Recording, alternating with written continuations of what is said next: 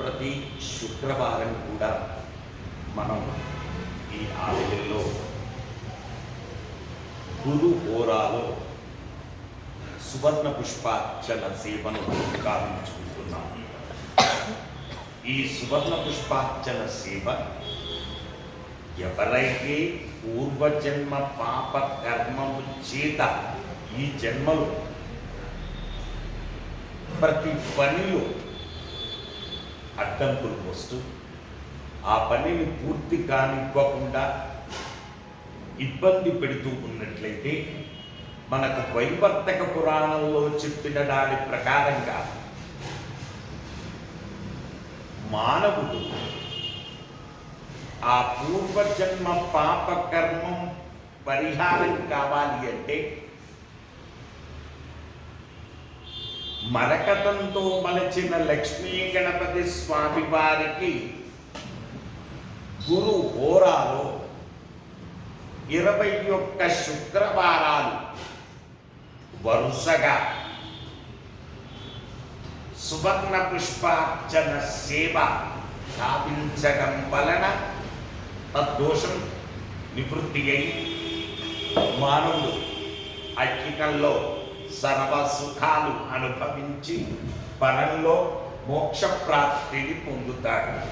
అందుకే ఈ ఆలయంలో ప్రతి శుక్రవారం కూడా మనం సువర్ణ పుష్పార్చన సేవను గావించుకుంటూ ఉన్నాం. అలాగే ప్రతి శుక్రవారం మనం ఒక రెమెడీ చెప్పుకోవడం సాంప్రదాయం. ఈ రోజున చెప్పబోయేటటువంటి రెమెడీ నీకు వచ్చిన డబ్బు అది ఎలాంటిదైతే అలాంటి కర్మలు చేయిస్తుంది.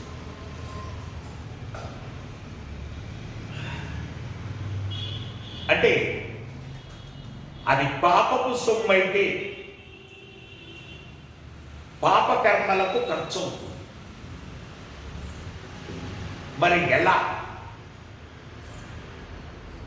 అంటే సోమవారం రోజు కానీ గురువారం రోజు కానీ ఒక నల్ల కుండ ఇప్పుడు కూడా ఇంటికి తీసుకురాకూడదు కాబట్టి దాన్ని చక్కగా ఓ శుద్ధ ముక్కతోని దానిపైన ముగ్గులు వేసి అప్పుడు ఆ కుండని ఇంటికి తీసుకొని రావాలి. అలా తీసుకొచ్చాక ఆ కుండలో సగభాగం వరకు ఉప్పు పోయాలి, దొడ్డు ఉప్పు పోయాలి. పోసి దాని కింద ఏదైనా ధాన్యము కానీ లేదా ఉప్పు కానీ పోసి ఆ కుండను పెట్టాలి. అది టేబుల్ రూములో పెట్టాలి. పెట్టేసి నీకు వచ్చినటువంటి డబ్బును దాన్ని తీసుకొచ్చి ఒక 24 గంటలు ఆ కుండలో పెట్టి దాన్ని మూత పెట్టి ఆ తర్వాత ఆ 24 గంటలు దాటిన తర్వాత ఆ డబ్బును తీసి నీకు బీరువాలో అలాంటి ప్లేసెస్లో పెట్టుకోవాలి. అంటే ఆ ఉప్పులో పెట్టడం వలన ఈ పాపపు సొమ్ము కూడా పునీతమవుతుంది. పునీతమయ్యి సత్కర్మలకు ఆ సొమ్ము ఉపయోగపడుతుంది. లేదంటే పాపపు సొమ్ము పాపపు కర్మలకే ఉపయోగపడుతుంది. కాబట్టి భగవద్బాంధవులారా, మనం ఎంతో కష్టపడి సంపాదించినటువంటి సొమ్ము అది వృధా అవుతూ ఉంటే, పాపపు కర్మలకు ఉపయోగపడుతూ ఉంటే దానివల్ల ప్రయోజనం లేదు.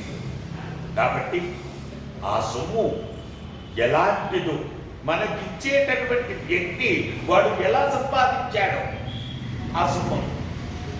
కాబట్టి ఆ సొమ్మును తీసుకొని వచ్చి మనం ఒక దొడ్డు ఉప్పు పోసినటువంటి కుండలో దాన్ని పెట్టి 24 గంటలు దాంట్లో ఉంచి ఆ తర్వాత దాన్ని బీర్వాలో పెట్టడం వలన అది పవిత్రమవుతుంది.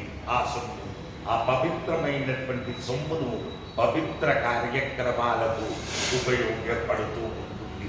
వచ్చే వారం మరొక రెమెడీతో మనం కలుసుకుందాం. శుభమస్తు.